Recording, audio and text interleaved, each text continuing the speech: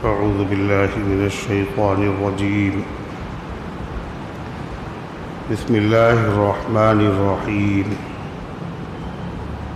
قل يا أيها الكافرون لا أعبد ما تعبدون ولا أنتم عابدون ما أعبد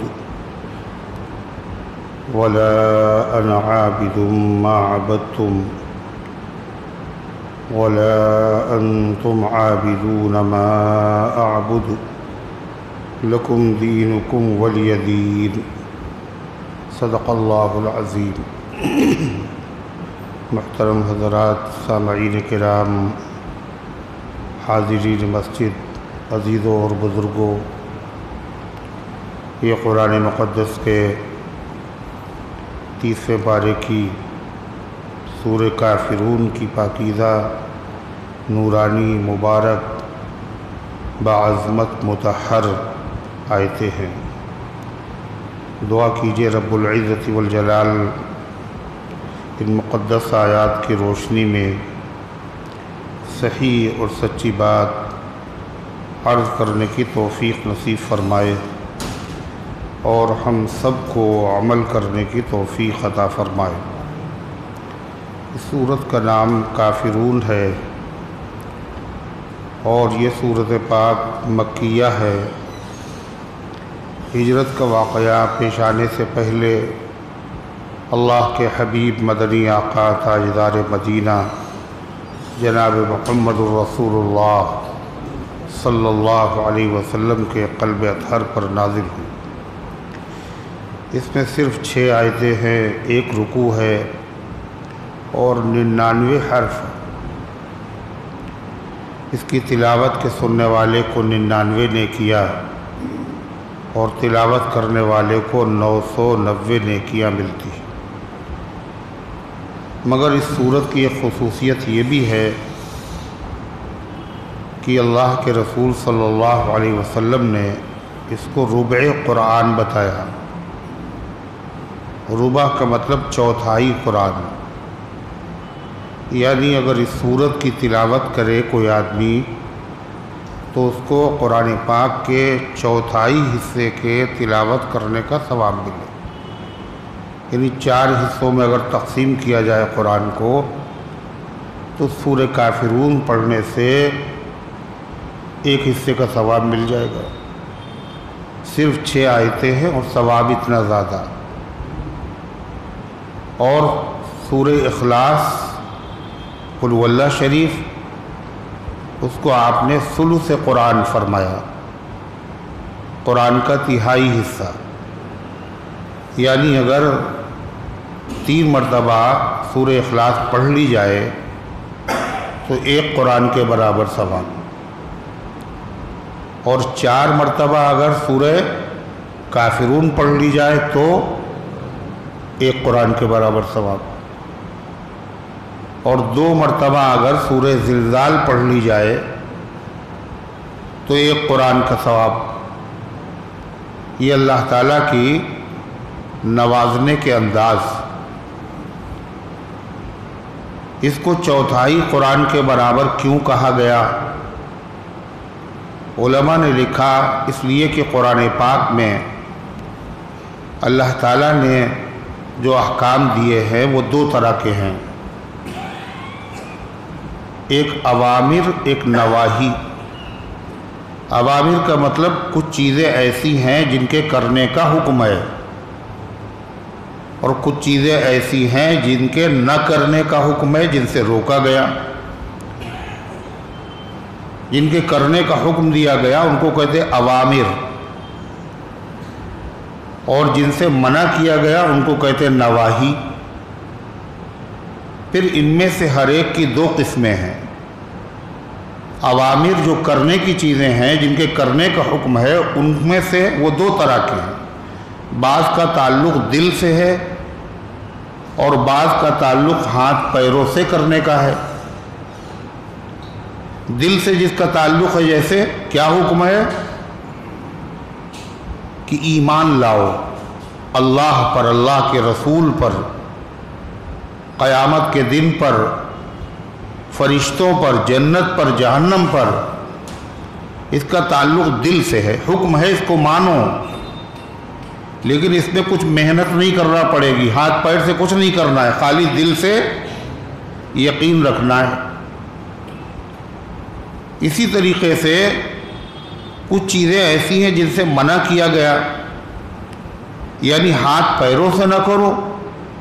بعض چیزیں ایسی ہیں جن کا تعلق دل سے ہے، یعنی دل کے اندر وہ باتیں تمہارے نہیں ہونا چاہیے، جیسے حسد ہے، کینہ ہے، بغض ہے، نفاق ہے، شرک ہے۔ اللہ کے علاوہ کسی اور کو بھی حاجت روا سمجھنا، دل سے اس کا تعلق ہے۔ تو کچھ چیزیں ایسی ہیں جن کے کرنے کا حکم ہے، کچھ چیزیں ایسی ہیں جن کے نہ کرنے کا حکم ہے، اور پھر ان میں سے ہر ایک کی دو قسمیں ہیں، ایک کا تعلق دل سے ہے اور ایک کا تعلق ہاتھ پیروں سے ہے۔ تو قرآن کی صورت میں جس کا حکم ہے ایسی چیز ہے جس کے نہ کرنے کا حکم ہے، اور وہ ہے شرک، اور شرک کا تعلق کاہے سے؟ خالی دل سے ہے۔ تو اس لیے 4 قسمیں ہیں، تو اس لیے اس کو کہا گیا یہ ربع قرآن کے برابر ہے۔ باہر صورت اس کا ثواب بہت زیادہ، اور نبی کریم صلی اللہ علیہ وسلم کے صحابہ کرام نے غور کیا، جائزہ لیا کہ اللہ کے نبی کون سی نماز میں کون سی صورتیں پڑھتے ہیں، تو انہوں نے تحقیق کر کے اور تلاش کر کے اور جستجو کر کے یہ امت کو بتایا کہ فجر کی نماز کی سنتوں میں حضور پاک صلی اللہ علیہ وسلم 2 صورتیں پڑھتے تھے۔ پہلی رکعت میں قل یا ایھا الکافرون، اور دوسری رکعت میں قل هو اللہ احد۔ قل یا ایھا الکافرون پڑھ لی، چوتھائی قرآن کے برابر ثواب، اور قل هو اللہ شریف پڑھ لی، تہائی قرآن کے برابر ثواب۔ فجر کی سنتوں میں، اور فجر کب ہوتی ہے؟ فجر کب ہوتی ہے؟ سو کے اٹھنے کے بعد۔ سب سے پہلا عمل کیا ہے؟ نماز۔ سب سے پہلا عمل کیا ہے؟ نماز۔ حدیث میں آتا ہے جب آدمی سوتا ہے تو شیطان اس کی پیشانی پر 3 گرہیں لگاتا ہے، اور یہ گرہیں حضور نے فرمایا لگاتا ہے تو لگاتا ہے۔ فرمایا مومن آدمی کی جب آنکھ کھلتی ہے اور جیسے ہی وہ کہتا ہے الحمدللہ الذی احیانا بعد ما اماتنا والیہ النشور، تو شیطان کی لگائی ہوئی ایک گرہ کھل جاتی ہے۔ اس کے بعد جب وہ وضو کر لیتا ہے تو دوسری گرہ کھل جاتی، پھر جب وہ نماز پڑھ لیتا ہے تو تیسری گرہ کھل جاتی۔ پورا دن جو اس کا ہوتا ہے اس کی طبیعت ہلکی رہتی ہے، طبیعت میں نشاط رہتا ہے، بھاری پن اس کی طبیعت میں نہیں رہتا، طبیعت بوجھل نہیں رہتی۔ کیوں؟ تینوں شیطان کی لگائی ہوئی گرہیں کھل گئی۔ اور جو آدمی سو کے اٹھتا ہے اور وہ دعا نہیں پڑھتا تو گرہ کھلی نہیں، پھر اس نے وضو بھی نہیں کیا، دوسری گرہ بھی نہیں کھلی، پھر اس نے فجر کی نماز بھی نہیں پڑھی، تیسری گرہ بھی نہیں کھلی۔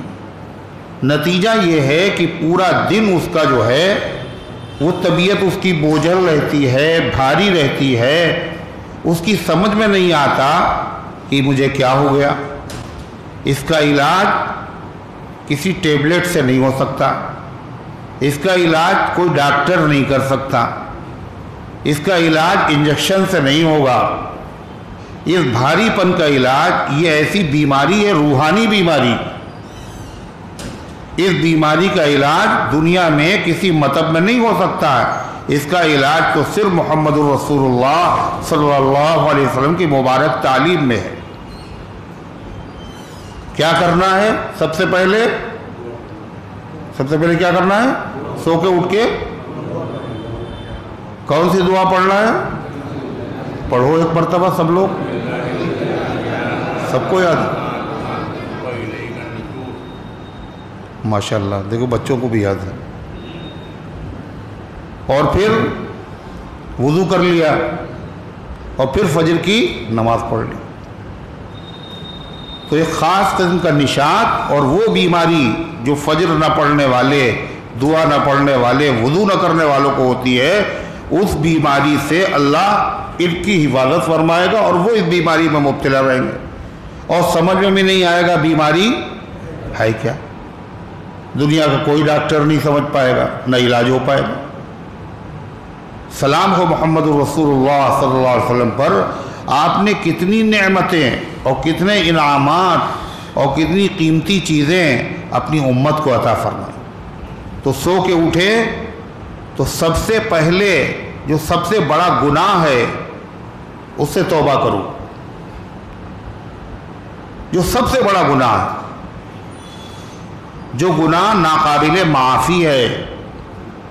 اگر آدمی مر گیا، اس نے توبہ نہیں کی، تو پھر قیامت کے دن تو یہ معاف ہو ہی نہیں سکتا، اس کی معافی کی کوئی سبیل ہی نہیں، نہ کوئی سفارش کر سکتا ہے، نہ وہ گناہوں کی جہنم میں سزا پا کر کے معاف کیا جا سکتا ہے، اور نہ اللہ تعالیٰ اس کو معاف کرے گا۔ وہ ایک ہی گناہ ہے، ان اللہ لا یغفر ان یشرک بہ ویغفر ما دون ذلک لمن یشاء۔ اللہ تعالیٰ مشرک کو معاف نہیں کرے گا،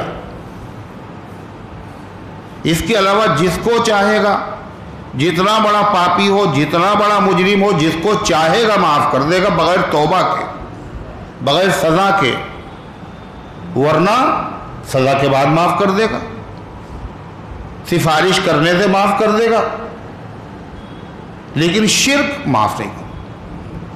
لہذا صبح اٹھنے کے بعد سب سے پہلے اس گناہ سے توبہ کرو، اس سے پناہ مانگو۔ کیسے پناہ مانگے؟ فرما قرآن کی یہ سورت جو ہے، یہ اس میں شرک سے براءت کا اعلان ہے، شرک سے علیحدگی کا، شرک سے بیزاری کا اعلان ہے۔ آپ کہہ دیجئے اے کافرو، میں ان کی عبادت نہیں کرتا جن کی تم عبادت کرتے ہو، شرک سے براءت کا اعلان۔ اور جب آدمی بستر پہ پہنچا، آخری نماز اس نے پڑھ لی، جب شام ہوئی وہ تو صبح ہوئی، اور شام جیسے ہی ہوئی، سورج نکلنے سے پہلے اور سورج کے غروب ہونے کے بعد کون سی نماز ہوتی ہے؟ کہہ رہے ہیں عشاء کی، سورج غروب ہونے کے بعد مغرب۔ غروب ہونا، سورج کا غروب ہونا ہے نا، مغرب، مغرب کے معنی غروب ہونے کا ٹائم، سورج کے چھپنے کا ٹائم، مغرب۔ یہ سورج کے غروب ہونے کی جگہ مشرق اور مغرب۔ مشرق کے معنی سورج کے نکلنے کی جگہ، کدھر سے نکلتا ہے؟ پورب سے۔ اور سورج کے ڈوبنے کی جگہ مغرب، ڈوبتا کدھر ہے؟ پچھم میں۔ رب المشرقی والمغربی، جو مشرق کا بھی رب ہے اور مغرب کا بھی رب ہے۔ ایک جگہ فرمایا رب المشرقین و رب المغربین، مطلب دو مشرقوں کا رب ہے اور دو مغربوں کا رب ہے، ایک مشرق کا رب، ایک مغرب کا رب۔ مشرق سورج کے نکلنے کے جدھر سے نکلتا ادھر کا بھی رب ہے، مغرب جدھر ڈوبتا ہے ادھر کا بھی رب ہے۔ رب المشرقین، دو مشرقوں کا رب ہے، دو مغربوں کا رب ہے۔ یہ دو کیسے ہو گئے؟ کہا سردیوں میں جہاں سے نکلتا ہے سورج وہ جگہ الگ ہے، اور گرمیوں میں جہاں سے نکلتا ہے وہ جگہ الگ ہے. تو دو ہوئے نکلنے کی جگہ، سردی کی الگ اور گرمی کی الگ. ایسے مغرب بھی دو ہوئے، گرمیوں میں کہیں پہ ڈوبتا ہے اور سردیوں میں کہیں پہ ڈوبتا ہے. رب المشرقین والمغربین، وہ مشرقوں کا رب ہے، دو مغربوں کا رب ہے. ایک جگہ قرآن میں فرمایا رب المشارق والمغارب، وہ بہت سے مشرقوں کا رب ہے اور بہت سے مغربوں کا رب ہے. بہت سے کیسے ہو گئے؟ کہا بہت سے اس لیے کہ روزانہ سورج کے نکلنے کی جگہ الگ ہوتی، ایک ایک منٹ گھٹ رہا، ایک ایک منٹ بڑھ رہا. سورج جہاں کل سے نکلا تھا وہاں سے آج نہیں نکلا، اور آج جہاں سے نکلا وہاں سے کل نہیں نکلے گا، روزانہ بدل رہا ہے. ایک قوم تھی قوم سبا، اور ان کی ملکہ تھی ملکہ سبا، اس کا نام ہے ملکہ بلقیس. سلیمان علیہ السلام کا زمانہ تھا. تو ملکہ بلقیس اور اس کی پوری قوم، یہ سب سورج کی یہ کون لڑکا ہے بار بار اٹھ کے جا رہا آ رہا؟ بٹھاؤ اس کو. ملکہ بلقیس اور قوم سبا، اور ملکہ سبا بلقیس سورج کی پوجا کرتی تھی پوری قوم. اور بہت بڑا اس کے پاس عرش تھا، تخت تھا. ہدہد پرندے نے آ کے بتایا حضرت سلیمان علیہ السلام کو کہ میں ایک ایسی خبر لے کے آیا ہوں جو یقینی ہے. میں نے قوم کو دیکھا وہ سورج کی پوجا کر رہی ہے. تو اس کا تخت بھی نرالا تھا، اور اس نے جو اپنا پارلیمنٹ ہاؤس بنایا تھا، اجلاس کی جگہ، وہ بھی نرالا تھا. سورج کی چونکہ پوجا کرتی تھی، اور سال میں ہوتے ہیں 365 دن. تو اس نے اپنی اس بلڈنگ میں 365 روشن دان بنائے تھے. کتنے؟ 365. اور اس اعتبار سے وہ بنائے گئے تھے کہ جس دن سورج جہاں سے نکلتا ہوتا تھا اس روشن دان سے روشنی آتی تھی. آج یہاں سے، کل یہاں سے، پرسوں یہاں سے. اور جہاں ڈوبتا تھا ادھر سے بھی روشنی آتی تھی، ادھر سے بھی سورج کی روشنی آتی تھی. یہ اس زمانے کا دماغ تھا. لیکن اس سے یہ پتہ چلتا ہے کہ روزانہ ایک جگہ سے نہیں نکلتا، روزانہ ایک جگہ نہیں ڈوبتا. اس لیے کہا رب المشارق والمغارب، اور مشرقوں کا بھی رب ہے اور مغربوں کا بھی رب ہے، یعنی ہر چیز کا رب ہے وہ. تو مغرب غروب ہونے کی جگہ، اور مغرب کہتے ہیں سورج کے غروب ہونے کا وقت. وقت کو بھی کہتے ہیں مغرب، اور جگہ کو بھی کہتے ہیں. جہاں ڈوبتا ہے وہ بھی مغرب ہے، اور جس وقت ڈوبتا ہے وہ کیا ہے؟ مشرق، مغرب. اس لیے اس نماز کو نماز مغرب کہا جاتا ہے جو سورج کے غروب ہونے کے وقت پڑھی جاتی ہے. وہ سورج نکلنے سے پہلے تو کہا شرک سے برات کا اعلان کرو. لہذا فجر کی سنتوں میں پہلی رکعت میں قل یا ایھا الکافرون، اور دوسری رکعت میں قل هو اللہ احد. اور سورج غروب ہونے کے بعد جو فرض نماز پڑھ لی، اس کے بعد جو دو سنتیں ہیں اللہ کے رسول صلی اللہ علیہ وسلم، ان میں سے پہلی رکعت میں قل یا ایھا الکافرون اور دوسری میں قل هو اللہ شریف پڑھتے. شرک سے برات کا اعلان. ایک روایت میں آتا ہے کہ ایک مرتبہ نبی پاک صلی اللہ علیہ وسلم نے خود فجر کی نماز میں یہی دو صورتیں پڑھی، لیکن یہ سنت نہیں ہے. فجر کی نماز میں قل یا ایھا الکافرون اور قل هو اللہ احد پڑھنا سنت نہیں ہے، حدیث سے ثابت ہے. اللہ کے نبی نے پڑھی. آپ سفر میں تھے، مینا، مقام مینا میں آپ نے پڑھی، تو حدیث سے تو یہ ثابت ہوا کہ فجر کی نماز میں حضور پاک صلی اللہ علیہ وسلم نے کیا پڑھا بھائی؟ یہ دیکھیے،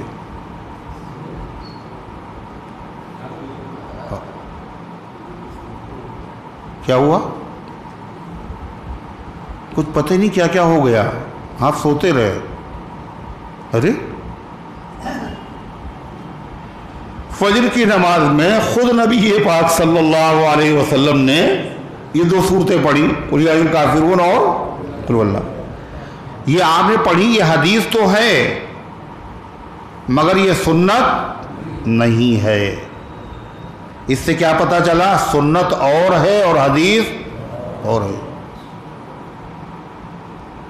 اس سے وہ مسئلہ حل ہو گیا. اہل حدیث ایک طبقہ ہے، ایک فرقہ ہے، اور ہم لوگ کیا ہیں؟ کیا ہیں ہم لوگ؟ اہل سنت، سنی. حضور پاک صلی اللہ علیہ وسلم نے کیا فرمایا؟ میں 2 چیزیں چھوڑ کے جا رہا ہوں، ان کو مضبوطی سے پکڑے رہنا، کبھی گمراہ نہیں ہوگے. وہ 2 چیزیں کیا ہیں؟ کتاب اللہ، قرآن، اور دوسری چیز وہ سنتی، اور میری سنت. میری حدیث نہیں کہا آپ نے، کیا چیز؟ میری سنت. کیوں؟ اس لیے کہ ہر حدیث قابل عمل نہیں ہے، ہر سنت قابل عمل ہے. حدیث ہے اور پکی حدیث ہے اور صحیح حدیث ہے اور بخاری کی حدیث ہے، مگر آپ اس پر عمل نہیں کریں گے، اس پہ عمل نہیں کریں گے آپ. کیا حدیث ہے؟ حضور پاک صلی اللہ علیہ وسلم نے اپنے مبارک جوتے پہن کے نماز پڑھی. تو بخاری کی حدیث ہے، اس پہ آج کل عمل ہی نہیں ہو رہا، چلو ہم لوگ جوتے پہن کے پڑھتے ہیں. لوگ کیا کہیں گے؟ حدیث ہے مگر سنت نہیں ہے. سنت کسے کہتے ہیں؟ سنت اور حدیث میں کیا فرق ہے؟ اگر زندگی میں ایک مرتبہ بھی آپ نے ایک عمل کیا، ایک کام کیا زندگی میں، مجبوری میں، عذر میں، بیماری میں، تو وہ حدیث ہے. اور جو کام آپ کا معمول تھا، روٹین تھا، زیادہ تر آپ نے کیا ہے، کبھی کبھی چھوڑا ہے، اسے کیا کہتے ہیں؟ سنت. ما واظب علیہ النبی صلی اللہ علیہ وسلم ما ترکہ احیانا. ایسا عمل جس کو حضور پاک صلی اللہ علیہ وسلم نے مسلسل کیا ہو لیکن کبھی کبھی چھوڑ دیا ہو. یہ کبھی کبھی نبی کا چھوڑنا بھی ضروری تھا. اگر آپ نے کبھی نہیں چھوڑا تو وہ چیز پھر سنت نہیں ہے بلکہ وہ ہے واجب. کیا ہے وہ؟ فرض ہے، پھر وہ ضروری ہے، وہ اس کو چھوڑنا جائز ہی نہیں ہوگا. اس لیے آپ نے جو کبھی کبھی چھوڑا تو اس سے صحابہ کو معلوم ہو گیا یہ عمل واجب نہیں ہے بلکہ سنت ہے. آپ نے جان بوجھ کے ایسا کیا تاکہ امت کو پتا چلے یہ چیز واجب اور یہ چیز سنت ہے. فجر کی نماز کے بعد اور عصر کی نماز کے بعد امام صاحب سلام پھیرنے کے بعد رخ کر کے مقتدیوں کی طرف بیٹھ جاتے. ہوتا ہے نا؟ ہر مسجد میں ہوتا ہے. یہ فجر اور عصر ہی میں کیوں ہے بھائی؟ یہ ظہر میں، یہ مغرب اور عشاء میں کیوں نہیں ہے؟ جو تسبیح فاطمہ پڑھی جاتی ہے وہ بھی فجر کے بعد اور عصر کے بعد. ان دونوں نمازوں کے بعد کوئی سنت نماز نہیں ہے، اور نمازوں کے بعد سنت ہے. فرض میں اور سنت کے درمیان میں زیادہ فاصلہ نہیں ہونا چاہیے. اس لیے وہ پھر سو گئے.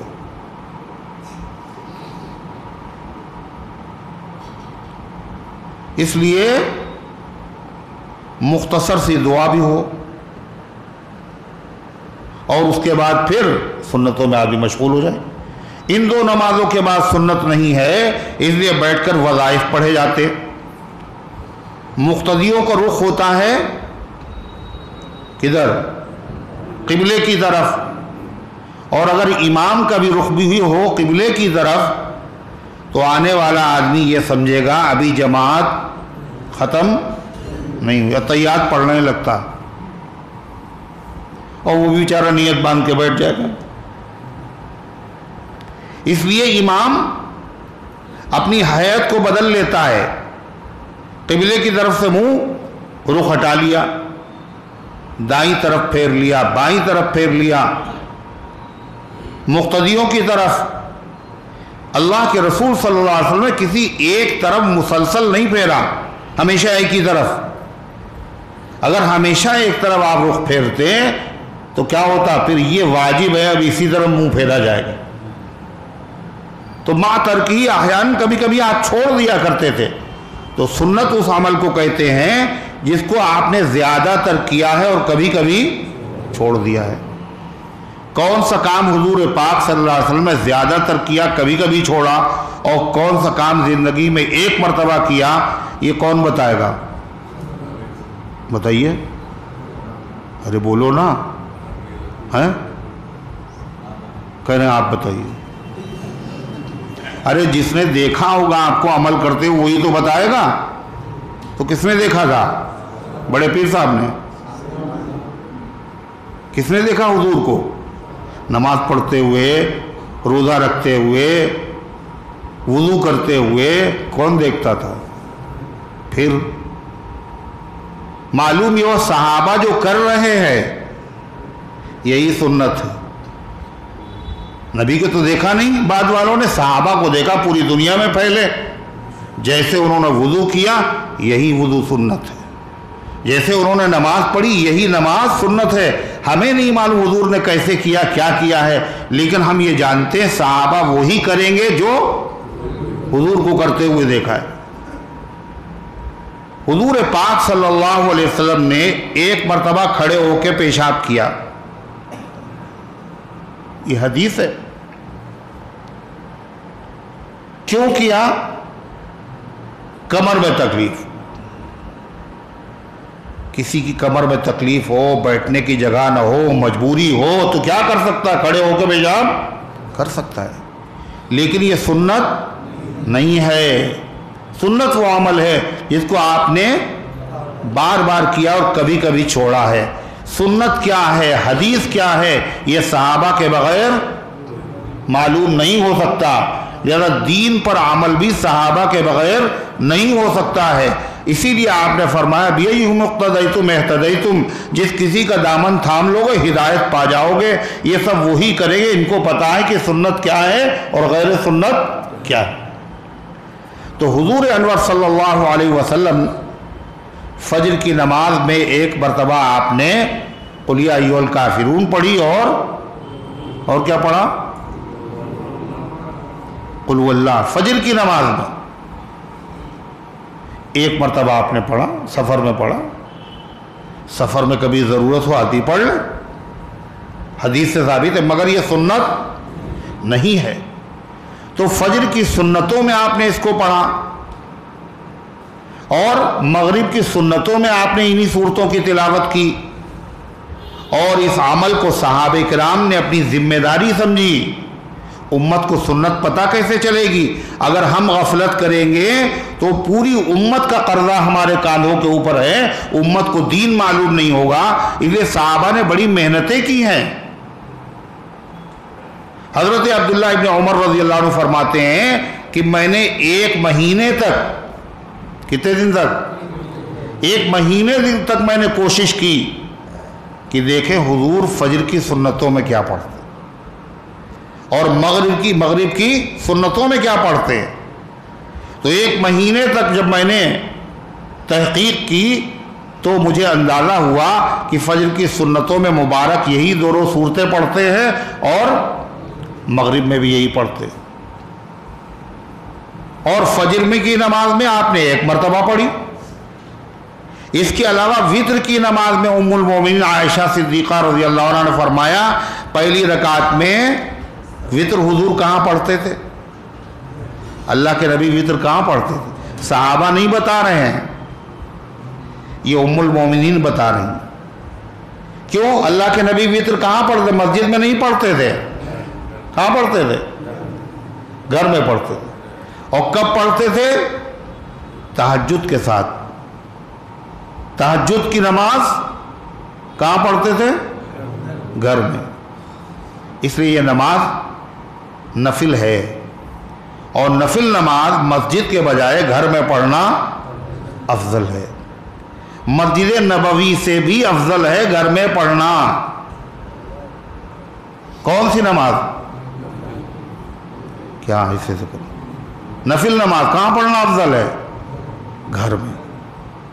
اس لیے اللہ کے نبی کا گھر اور آپ کی مسجد بہت دور ہے نا، دونوں بہت فاصلہ۔ آپ کا مبارک گھر، آپ گھر سے نکلے اور پہلی صف میں آ گئے، اب وہاں پہلی صف نہیں بنتی، اب پہلی صف تو بنتی، اس کے آگے 2 صفیں اور بنتی ہے، اس لیے کہ آگے جو 2 صفیں ہیں یہ حضرت فاروق اعظم رضی اللہ تعالیٰ عنہ نے بڑھائیں۔ جہاں امام اب کھڑا ہوتا ہے مسجد نبوی میں، یہ اللہ کے نبی کی محراب نہیں ہے، آپ کی اصلی محراب پیچھے ہے، ممبر مبارک کے پاس۔ تو اپنے مبارک حجرے سے نکلے، پہلی صف میں آ گئے، مصلی پہ پہنچ گئے۔ اللہ کے نبی کے بعد نمازوں کی امامت کس کے ذمہ تھی؟ حضرت صدیق اکبر کے ذمہ۔ تو اللہ کے نبی کا دروازہ اس طرف ہے اور صدیق اکبر کا دروازہ اس طرف۔ اللہ کے نبی کا دروازہ اس طرف پہلی صف میں، اور بالکل اسی کی سیدھ میں اس سمت میں حضرت صدیق اکبر کا دروازہ۔ آپ نے وفات سے پہلے فرمایا لا تبقین فی المسجد خوخۃ الا خوخۃ ابی بکر، مسجد میں کسی کا دروازہ نہ باقی رکھا جائے سوائے ابو بکر صدیق۔ اس لیے اب وہ کام جو اللہ کے نبی کا تھا وہی کام صدیق اکبر کا ہے۔ آپ نے اپنی مبارک زندگی ہی میں ان کو امام بنا دیا۔ تو نبی کریم صلی اللہ تعالی علیہ وسلم وتر کی نماز کہاں پڑھتے تھے؟ کہاں؟ ہیں؟ کیا کہہ رہے ہیں؟ وتر کہاں پڑھتے تھے؟ وتر بھی گھر پہ پڑھتے تھے، تہجد بھی گھر پہ پڑھتے تھے، اور آپ کا گھر بہت بڑا تھا نا؟ ہے؟ بہت بڑا تھا حضور کا گھر؟ بہت چھوٹا تھا۔ اتنا چھوٹا تھا، حضرت عائشہ صدیقہ رضی اللہ عنہ فرماتی ہیں کہ میں لیٹی ہوتی تھی، اللہ کے رسول تہجد کی نماز پڑھتے رات کو، بڑی لمبی نماز آپ کی ہوتی، تو اتنی جگہ نہیں تھی کہ اللہ کے نبی سجدہ کر لیتے اور میں لیٹی بھی رہتی۔ جو آپ سجدہ کرتے تو آپ میرے پیر پر ہاتھ رکھ دیتے اور میں اپنے پیروں کو سمیٹ لیتی، تب سجدہ کرتے تھے اللہ کے لیے۔ اتنا چھوٹا گھر تھا، اور گھر سے باہر نکلے مسجد، مگر اس کے باوجود آپ تہجد کی نماز اور سنتیں کہاں پڑھتے تھے؟ آپ گھر پہ پڑھتے تھے۔ یہ سنت ہے، جائز ہے مسجد میں پڑھنا، اگر یہاں سے نہیں پڑھیں گے، جائیں گے راستے میں کسی کام میں لگ جائیں گے، سنتیں رہ جائیں گی، لیکن افضل یہی ہے پہلے کی بھی گھر سے پڑھ کے آؤ اور بعد کی بھی جا کے گھر پہ پڑھو۔ تو ام المومنین ہی بتا سکتی ہیں، جب تہجد گھر پہ پڑھتے تھے تو وتر بھی گھر پہ پڑھتے تھے، فجر کی سنتیں بھی گھر پہ پڑھتے تھے۔ تو حضور کیا پڑھتے تھے وتر میں؟ تو فرمایا پہلی رکعت میں سبح اسم ربک الاعلی، دوسری میں قل یا ایھا الکافرون، تیسری میں قل اللہ احد۔ ایک صحابی ہے حضرت معاویہ، نوفل ابن معاویہ اشجعی، یہ دوسرے معاویہ ہیں رضی اللہ عنہ۔ ان کا اللہ کے رسول مجھے بتا دیجئے ہم سونے سے پہلے کیا پڑھا کریں؟ کیا پوچھا؟ سونے سے پہلے بتا دیجئے ہم کیا پڑھ کے سویا کریں؟ آپ نے فرمایا قل یا ایھا الکافرون پڑھ کے سویا کرو۔ یہ شرک سے برات کا اظہار ہے، یعنی اگر مر گئے تو کیا ہے؟ شرک سے توبہ کر کے برات کا اعلان کر کے مریں گے، اور سیدھے کہاں جائیں گے؟ جنت پہ جائیں گے۔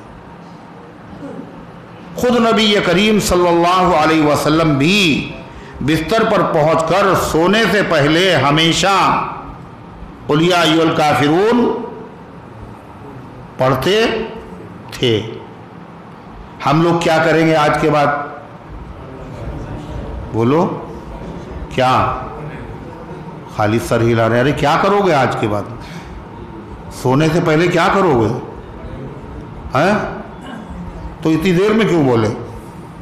قل یا ایھا الکافرون انشاءاللہ سب لوگ پڑھیں گے نا؟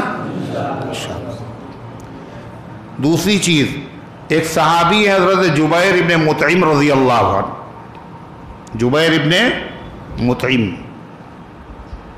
یہ تاجر تھے، اور زیادہ تر جو ہے عرب کے لوگ تاجر تھے۔ تو حضور پاک صلی اللہ علیہ وسلم نے ان سے فرمایا، جب تم کیا چاہتے ہو؟ تمہاری تجارت میں تمہیں کامیابی ملے، تمہارا مال زیادہ ہو جائے، تمہیں ترقی ملے، چاہتے ہو نہیں چاہتے ہو؟ بلا یا رسول اللہ، حضور ہم چاہتے ہیں۔ آپ نے فرمایا جب تم جایا کرو سفر تجارت کے لیے، جب تم روانہ ہوا کرو تو تم 5 سورتیں پڑھ لیا کرو۔ کئی سورتیں؟ 5۔ کہاں سے؟ قل یا ایھا الکافرون سے شروع کرو اور قل اعوذ برب الناس پہ ختم کرو۔ ہر سورت کے شروع میں بسم اللہ، ہر سورت کے ختم پہ بسم اللہ۔ بیچ میں ایک سورت چھوٹ گئی، کون سی؟ تبت یدا۔ بیچ میں ایک سورت چھوٹ گئی، تبت یدا۔ 5 صورتیں، اگر تبت یدا کو ملا لے تو کتنی ہو جائیں گی؟ 6 صورتیں۔ آپ نے 5 صورتیں بتائیں۔ بسم اللہ الرحمن الرحیم پڑھا، اور پڑھ کر کے پھر قل یا ایھا الکافرون پوری پڑھ لی۔ پھر اس کے بعد کیا پڑھیں گے؟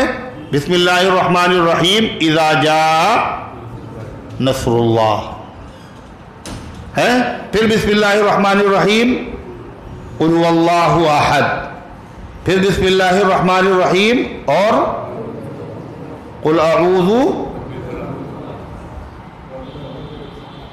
پھر بسم اللہ الرحمن الرحیم اور قل اعوذ برب الناس، پھر بسم اللہ الرحمن الرحیم۔ شروع بھی کیا بسم اللہ سے اور ختم بھی بسم اللہ پہ ہوا۔ یہ پڑھ لیا کرو، اللہ تمہارے کاروبار میں برکت عطا فرمائے، تمہاری تجارت میں ترقی ہو جائے گی۔ یہ وظیفہ اگربتی نہیں دی حضور نے، یہ ہم پڑھے دیتے ہیں، اس کو اپنی دکان پہ جلا لینا۔ پانی بھی نہیں دیا آپ نے، چھڑک دینا دکان کے اوپر۔ آپ نے عمل بتایا، کوئی تعویذ بھی نہیں بنا کے دیا، آپ نے ایک عمل بتایا۔ اور کیا بتایا؟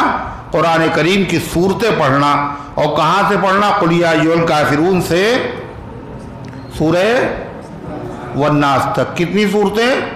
5۔ کیسے پڑھنا ہے؟ ہر سورت کے شروع میں بسم اللہ اور ختم پہ بھی بسم اللہ۔ فرماتے ہیں کہ میں نے اس پر عمل کیا۔ میں قافلے میں، جتنے بھی تجارتی قافلے میں لوگ جاتے تھے، سب سے کمزور تھا، دولت کے اعتبار سے، مال کے اعتبار سے خستہ حال تھا میں، مگر میں نے جو اس وظیفے کو معمول بنایا اور پڑھنا شروع کیا، اس کی برکت سے اللہ تعالیٰ نے مجھے سب سے زیادہ ترقی دی، اور میری خوشحالی، مجھے خوشحالی حاصل ہوئی، اور میرا حال سب سے زیادہ اچھا ہو گیا۔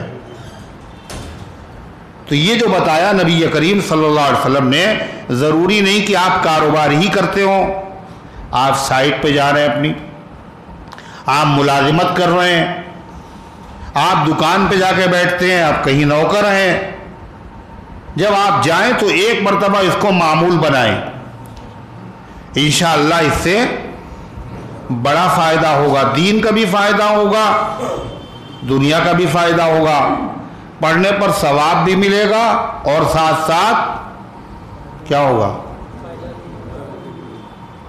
کیا فائدہ؟ برکت، ترقی، کاروبار میں اللہ تعالیٰ کی طرف سے ہوگی، اور برکت تو سب کو چاہیے نا، ہے نا؟ جس کو نہ چاہیے وہ بتائے، ہاتھ اٹھاؤ بھائی۔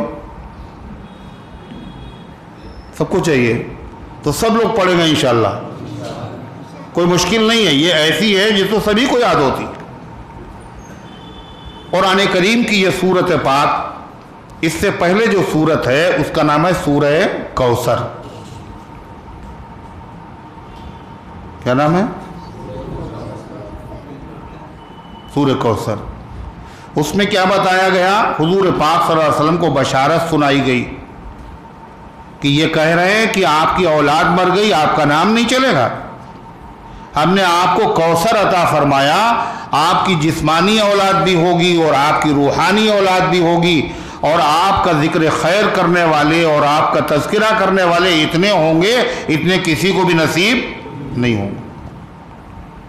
اور کیا کہا؟ آپ کا دشمن بے نام و نشان ہو جائے گا۔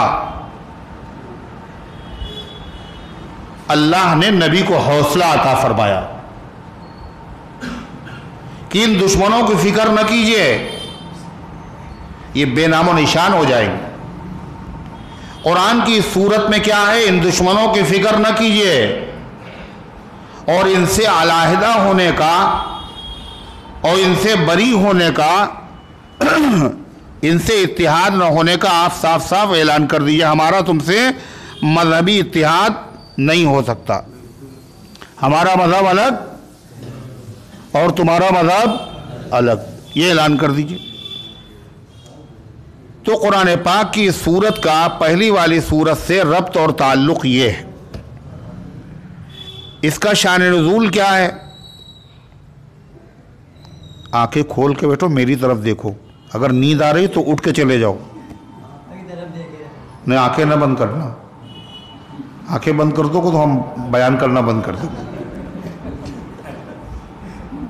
تو اس کا شان نزول، پس منظر، وہ ماحول جس میں قرآن کی یہ سورت نازل ہوئی کیا ہے؟ اللہ کے رسول صلی اللہ علیہ وسلم نے جب نبوت کا اعلان کیا، ساری دنیا میں شرک تھا، کفر تھا، مکے میں نہیں خالی، پوری دنیا میں، اور سب کی رہبری اور ہدایت کے لیے اللہ نے آپ کو بھیجا۔ مکے میں آپ نے سب سے پہلے توحید کی دعوت کا اعلان کیا، انا للہ و انا الیہ راجعون۔ دشمنی پہ لوگ آمادہ ہو گئے، اپنے بھی اور غیر بھی، ہر طرف سے مخالفت میں صدائیں۔ کچھ خوش نصیب لوگ تھے جنہوں نے آپ کی دعوت پر لبیک کہا سب سے پہلے، اور وہ گنتی کے 4، ان کے نام کیا ہیں؟ حضرت خدیجۃ الکبریٰ، حضرت صدیق اکبر، حضرت علی مرتضیٰ، حضرت زید ابن حارثہ۔ ابوبکر اور خدیجہ، علی زید کو سلام، ابوبکر اور خدیجہ، علی زید کو سلام۔ کتنے چراغ 4 چراغوں سے جل گئے۔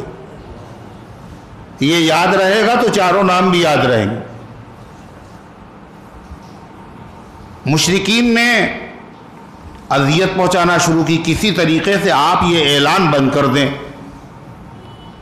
توحید کا اعلان بند کر دیں، ایک خدا کی عبادت کرو صرف، اور کسی کی عبادت کرنا جائز نہیں ہے، یہ جو آپ اعلان کریں یہ بند کر دیں، اور ستا رہے ہیں آپ کو، پریشان کر رہے ہیں آپ کو۔ کسی طریقے سے اللہ کے نبی صلی اللہ علیہ وسلم دین کی دعوت اور توحید کا اعلان چھوڑ دیں۔ جو لوگ مسلمان ہو گئے وہ اسلام چھوڑ دیں، اتنا ستاؤ، اتنا ستاؤ، ایسی دہشت گردی پیدا کرو کہ لوگوں پر دہشت طاری ہو جائے، جو کلمہ پڑھے گا اس کے ساتھ یہی ہوگا جو بلال کے ساتھ ہوا، جو سمیہ کے ساتھ ہوا، جو خباب کے ساتھ ہو رہا ہے۔ مگر ان سب کی تدبیریں کیا ہو گئی؟ فیل ہو گئی۔ ہر حربہ انہوں نے آزما لیا، دین اسلام کے خلاف ہر تدبیر، ہر منصوبہ انہوں نے کر کے دیکھ لیا، لیکن ان کو ناکامی ہوئی۔ نہ کچھ شوخی چلی باد صبا کی، बिगड़ने पर भी जुल्फ उसकी बना की। हवा इतनी तेज चली कि बाल जो हैं ये सब बिखर जाए और ख़राब लगने लगे, मगर बाल जो बिखरे तो और ज़्यादा खूबसूरत मालूम होने लगे। इस्लाम की रोकने के लिए और इस्लामी तालीमात से दुनिया को रोकने के लिए जितने हरबे, जितनी तदबीरें और जितने मंसूबे बनाए गए, मगर इस्लाम की तरक्की रुकी, उतना ही बढ़ती चली गई। कल भी यही हुआ और आज भी यही हो रहा है। सबसे ज़्यादा दहशत गर्दी का जिस मजहब को सामना हुआ वो मजहब इस्लाम है। कल भी इस्लामी काफिला नहीं रुका और आज भी नहीं रुकेगा। इस्लाम की फितरत को कुदरत ने लचक दी है, उतना ही ये उभरेगा जितना कि दबाएंगे। जहां जितना ज्यादा जुल्म है वही इस्लाम उतनी तेजी के साथ फैलता है। दुनिया ने देखा इस्लाम की इतनी मुखालिफत के बावजूद इस कदर प्रोपेगेंडा, प्रिंट मीडिया और इसी तरीके से इलेक्ट्रॉनिक मीडिया सब इसी पे लगे हुए हैं। 150 चैनल, उनका काम ही यही है इस्लाम से बदनाम करो। मगर इन हालात में भी लोग मुसलमान हो रहे। इंसानों को बनाया हुआ मजहब नहीं है।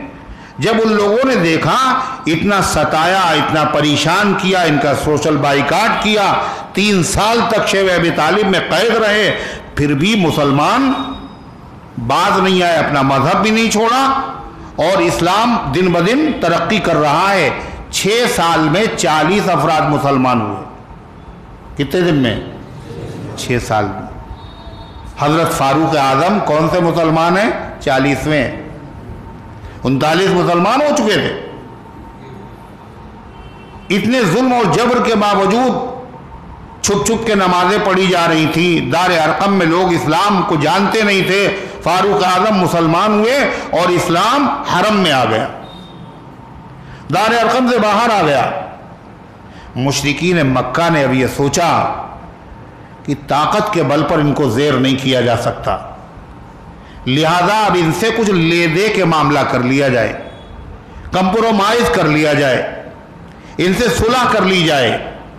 चुनांचे उन्होंने कई सुलह की तजवीज़ें आपके सामने पेश की। एक मरतबा वो आए और आने के बाद उन्होंने ये कहा कि आपने जो दीन की दावत शुरू की है, हम ये चाहते हैं, इसका मकसद आपका क्या है? अगर माल हासिल करना है तो सारे लोग मक्के के आपके कदमों में माल ढेर कर दें और सबसे मालदार आदमी आप हो जाए। मगर ये न कीजिए, अगर आपको निकाह करना है तो पूरे मक्के में सबसे हसीन और खूबसूरत औरत से हम आपका निकाह करा दें, मगर ये न कीजिए।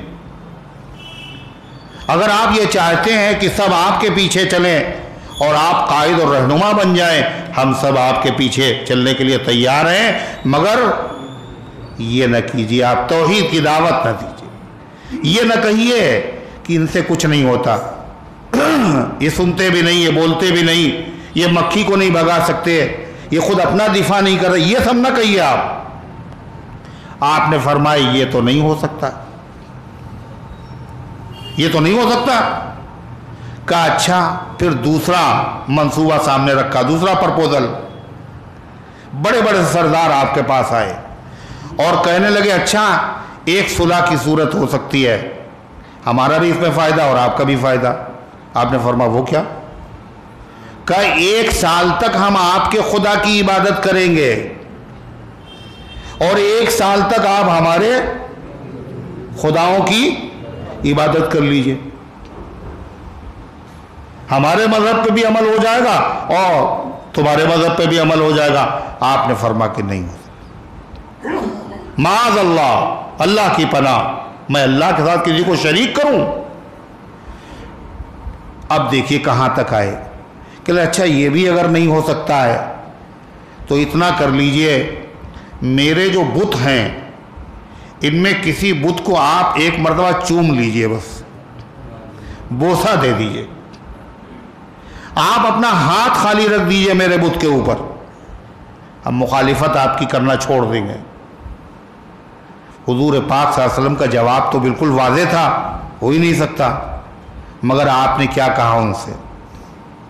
آپ نے فرمایا میں اپنے رب کے حکم کا انتظار کر رہا ہوں۔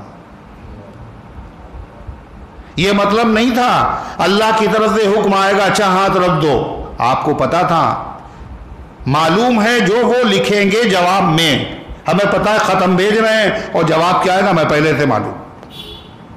اللہ کے نبی کو معلوم تھا، مگر آپ نے فرمایا میں اپنے رب کا حکم کا انتظار کر لوں۔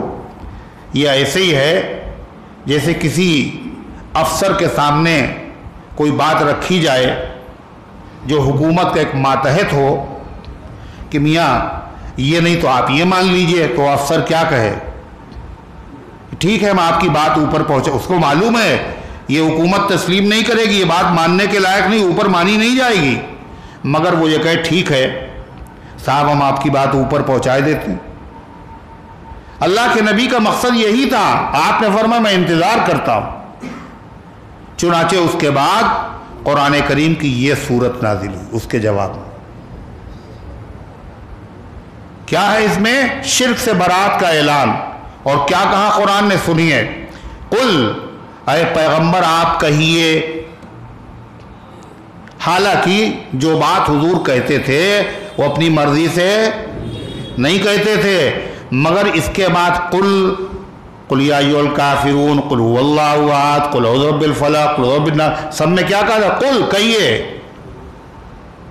کہے کے لیے اس بات کو بتانے کے لیے کہ یہ میں اللہ کی طرف سے اللہ کے حکم کا پابند ہوں، یہ میں نہیں کہہ رہا ہوں، یہ اوپر سے یہی آرڈر آ رہا ہے۔ کیا کہیے؟ ایھا الکافرون، اے کافرو، پورے قرآن میں کہیں نہیں ہے اے کافرو، ایھا الناس ایھا الذین آمنوا، واحد جگہ قل یا ایھا الکافرون، آپ کہہ دیجئے اے کافرو، لا اعبد ما تعبدون، میں ان کی عبادت نہیں کرتا ہوں جن کی تم عبادت کرتے ہو، میں ان کی عبادت نہیں کروں گا جن کی پوجا تم کرتے ہو۔ اے کافرو قرآن نے کہا، لوگ سمجھتے ہیں اور کافر بھی سمجھتے ہیں کہ یہ تو بہت خطرناک لفظ ہے، کافر ہمیں کہہ رہے ہیں، بتائیے ہمیں کافر کہہ رہے ہیں۔ وہ سمجھتے ہیں کافر جو ہے گالی ہے نا، سمجھتے کافر گالی ہے، کافر کہہ دیا ہمیں کافر کہتے ہیں وہ لوگ، مگر وہ بیچارے جانتے نہیں کافر کے معنی کیا ہے عربی زبان میں، وہ کیا جانیں گے؟ مسلمان ہی نہیں جانتے۔ کافر کا مطلب ہے اللہ کی توحید، نبی کی رسالت، عقیدہ آخرت کا نہ ماننے والا،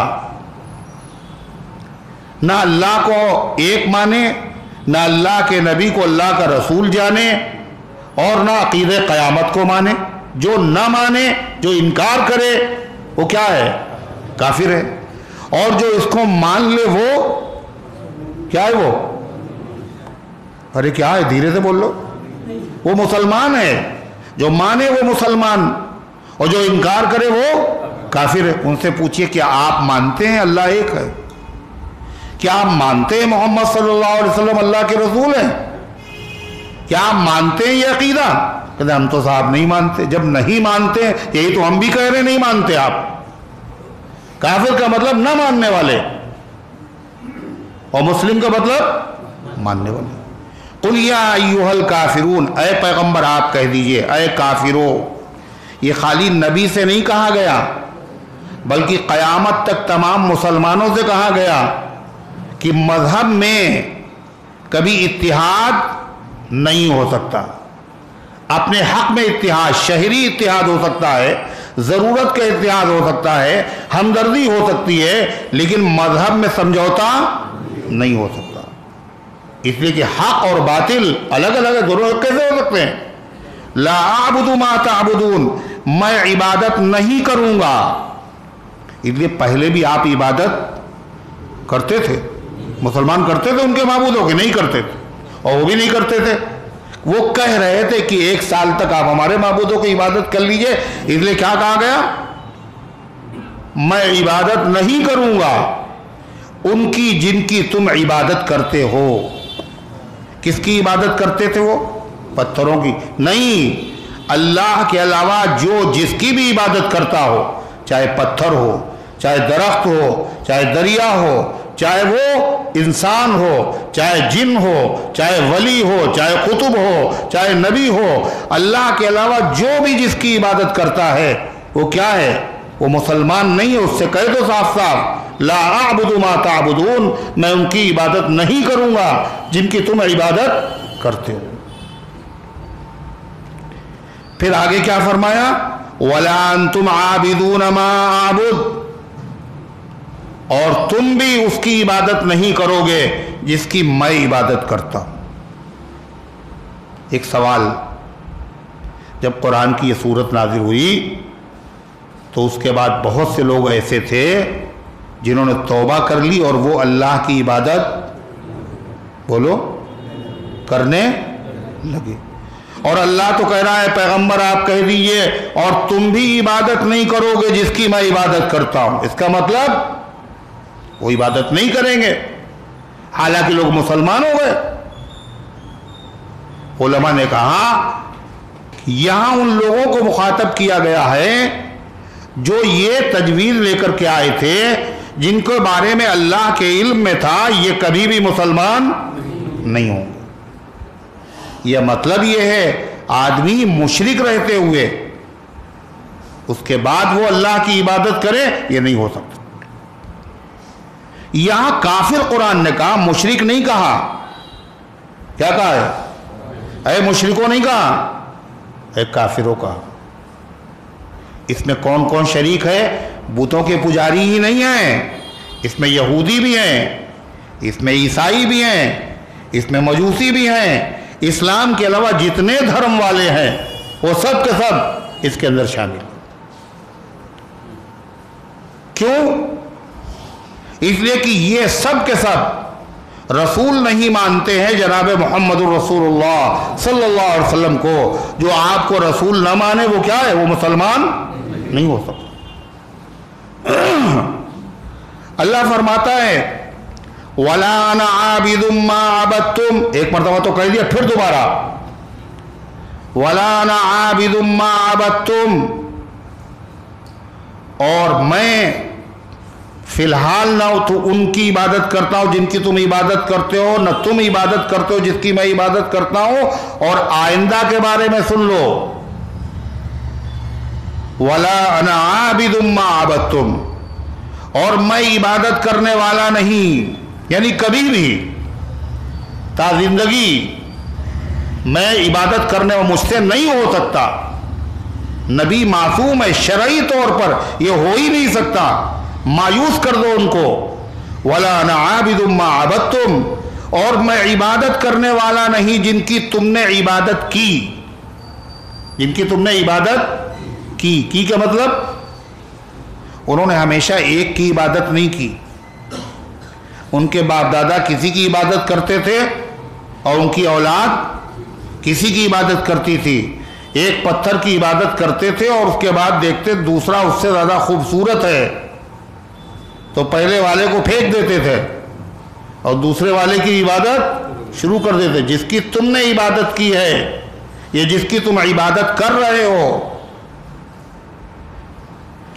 وَلَا أَنَا عَابِدٌ مَّا عَبَدتُّمْ، میں اس کی عبادت کرنے والا نہیں جس کی تم نے عبادت کی ہے، وَلَا أَنْتُمْ عَابِدُونَ مَا أَعْبُدُ، اور نہ تم عبادت کرو گے جس کی میں عبادت کر رہا ہوں۔ یعنی جب تک تم شرک پر رہو گے تم اس خدا کی عبادت نہیں کر سکتے ہو۔ حالانکہ مشرک لوگ اللہ کی عبادت کرتے تھے؟ نہیں کرتے تھے۔ جتنے مشرک تھے مکے کے یہ حج بھی کرتے تھے، یہ حج کرتے تھے، عمرہ کرتے تھے، یہ صفا مروہ کے درمیان میں بھی دوڑتے تھے، یہ عرفات بھی جاتے تھے، یہ تلبیہ بھی پڑھتے تھے، یہ طواف بھی کرتے تھے، یہ غفرانکا بھی کہتے تھے، یہ لبیک بھی کہتے تھے۔ پھر کیسے تم عبادت نہیں، عبادت تو کرتے تھے؟ مشرک یہ بھی کہا کرتے جن جن کی ہم پوجا کرتے ہیں پتہ ہے اصلی عبادت تو اللہ کی کرتے ہیں. کیا کہتے تھے؟ کیا کہتے تھے بھائی؟ پھر وہی شروع کیا آپ نے، اصلی عبادت اللہ. ما نعبدہم الا لیقربونا الی اللہ زلفا، ان کی جو ہم پوجا کرتے ہیں تو اس لیے کرتے ہیں یہ ہمیں اللہ کے قریب کر دیں گے. اصل تو عبادت ہم اللہ ہی کی کرتے ہیں، لیکن اس عبادت کا اعتبار نہیں ہے. اللہ کے ساتھ اگر کسی نے غیر کو شریک کیا تو وہ عبادت اس کی بالکل قابل قبول نہیں ہے. اللہ تعالیٰ نے فرمایا انا اغنی الشرکاء، میں تمام پارٹنر اور تمام ساجی لوگوں سے بے نیاز ہوں. دنیا میں ہوتا ہے یہ حصہ تمہارا بھی ہے بھائی، تمہارا بھی ہے. اللہ فرماتا جب کوئی عمل کرتا ہے اور اس میں میرے علاوہ کسی اور کو شریک کرتا ہے میں اس کو بھی چھوڑ دیتا ہوں، اس حصے کو بھی چھوڑ دیتا ہوں، اس لیے کہ اللہ تبارک و تعالیٰ شرک سے بالکل بے نیاز، گوارا نہیں. یہ صاحب کہتے تھے ایک ہے اب اور ایک ہے رب. اب اور رب، ایک اب ہے اردو والا اور ایک اب ہے عربی والا. اب کا مطلب اردو میں کیا؟ اس وقت، اب اور جب اور کب. عربی میں اب کے معنی کیا ہے؟ باپ، ابن باپ. اور ایک ہے رب، اب میں بھی شرکت گوارا نہیں ہے اور رب میں بھی شرکت گوارا نہیں ہے. کسی کو بھی گوارا نہیں دنیا میں. اگر کسی سے پوچھیے آپ کے بھائی کتنے ہیں؟ کتنے ہیں؟ ارے بولتے کیوں نہیں ہو؟ بھائی ہیں نہیں ہیں؟ کتنے ہیں؟ ہیں؟